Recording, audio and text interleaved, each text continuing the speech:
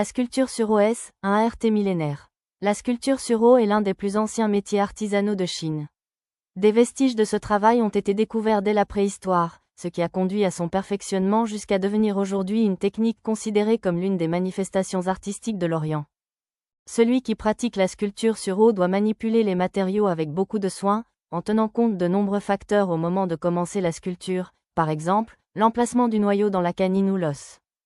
Lorsque le travail à réaliser est de grande envergure, les artisans modèlent un échantillon en argile. Si celui-ci est approuvé, ils commencent à travailler directement sur l'os. Ces projets sont souvent composés de plusieurs parties, qui sont réalisées séparément puis assemblées pour former une seule pièce. Nous pouvons apprécier cette dernière technique dans la pièce Pu Tian Tong King, qui signifie « Tout le monde fait la fête », une œuvre qui représente une fête où des hommes et des femmes de tous âges cohabitent joyeusement dans chacun des recoins formés par les pagodes, les arbres, les nuages et les différents niveaux de la scène.